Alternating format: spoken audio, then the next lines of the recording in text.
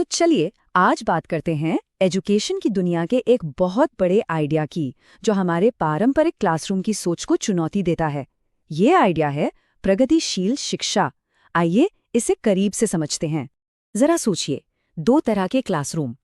एक तरफ है हमारा पारंपरिक क्लासरूम, जहां रटने, चुपचाप बैठे रहने और सख्त अनुशासन पर जोर दिया जाता है। और दूसरी तरफ है एक प्रोग्रेसिव क्लासरूम, जहां सवाल पूछने, एक्टिव रहने और मिलकर काम करने के लिए एनकरेज किया जाता है। बस यही जो फर्क है ना, इसी को बदलने आई प्रोग्रेसिव एजुकेशन।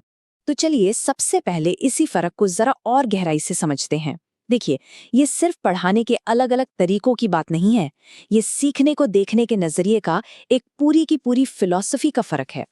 तो पारंपरिक तरीका कैसा होता है? यहाँ सब कुछ बहुत कंट्रोल में होता है। मतलब बस एक ही ढर्रे पर चलना, बार बार चीजों को दोहराना, रटना। इसका मकसद अक्सर सिर्फ याद करना और नकल करना होता है, जो कई बार स्टूडेंट्स को सीखने से हतोत्साहित कर सकता है। और अब आते हैं दूसरी तरफ, प्रोग्रेसिव सोच पर। यहाँ का माहौल एकदम अलग है।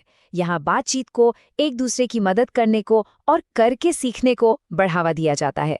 ये सीखने का एक ज्यादा लोकतांत्रिक तरीका है, जो क्रिटिकल थिंकिंग और खोजबीन को एनकरेज करता है। तो अब जब हमने ये दो अलग अलग तस्वीरें देख ली हैं, तो सवाल उठता है, आखिर ये प्रोग्रेसिव एजुकेशन है क्या? चलिए अब इसे ठीक से डिफाइन करते हैं। तो देखिए, प्रोग्रेसिव एजुकेशन ये कोई आज की बात नहीं है। ये 19वीं सेंचुरी के आखिर में शुरू हुआ एक एजुकेशनल मूवमेंट था। ये असल में उन पुराने सख्त तरीकों के खिलाफ एक रिएक्शन था।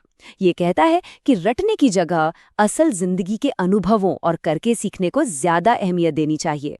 और हाँ, हर बड़े आइडिया के पीछे किसी ना किसी का तो दिमाग होता है ना? प्रोग्रेसिव एजुकेशन के पीछे जो सबसे बड़ा नाम है, वो है जॉन ड्यूवी का। हम उन्हें इस पूरी सोच का आर्किटेक्ट भी कह सकते हैं। जी हाँ, उन्हें फादर ऑफ प्रोग्रेसिव एजुकेशन भी कहा जाता है। और ये सिर्फ थ्योरी नहीं थी, उन्होंने शिकागो में एक लैब स्कूल भी शुरू किया था, ये देखने के लिए कि उनके आइडियाज असल में काम कैसे करते हैं, कि बच्चे सबसे अच्छा तब सीखते हैं जब वो एक्टिवली कुछ कर रहे होते हैं। ड्यूवी ने एजुकेशन को देखने का एक बड़ा ही दिलचस्प मॉडल दिया। उन्होंने इसे एक 3 पोलर प्रोसेस कहा। मतलब इसमें 3 जरूरी खंबे हैं जो एक साथ मिलकर काम करते हैं। आइए देखते हैं ये क्या है। तो ये 3 पोल्स या खंबे कौन से हैं? देखिए, पहला है टीचर, जो एक तरह से इंडिपेंडेंट वेरिएबल है। मतलब वो सीखने के माहौल को बनाते हैं, उसे दिशा देते हैं।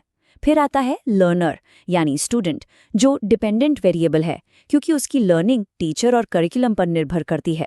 और इन दोनों के बीच का जो पुल है, वो है करिकुलम यानी इंटरमीडियरी वेरिएबल।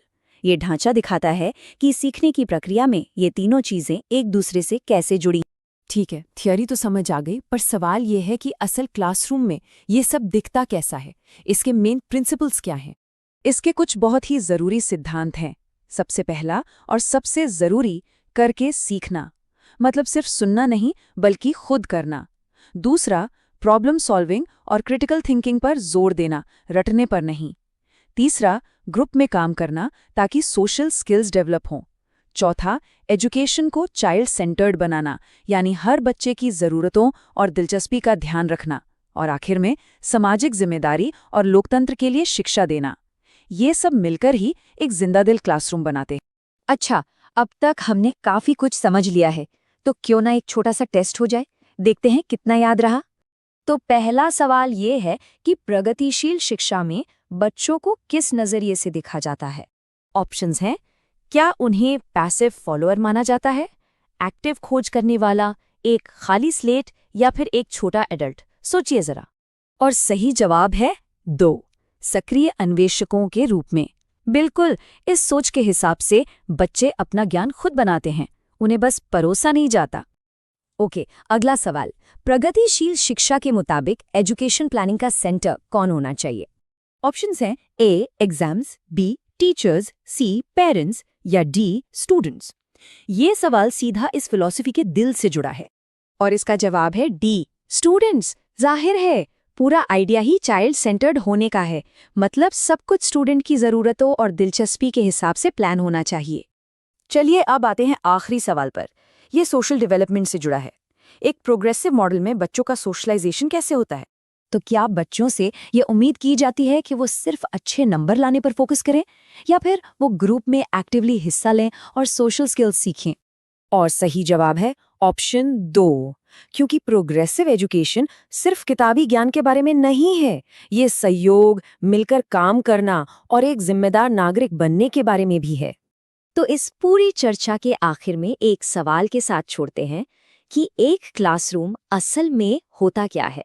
क्या वो सिर्फ मेज कुर्सियों से बनी एक जगह है, या उन आइडियाज से, उस बातचीत से जो उस जगह में जान डालती है?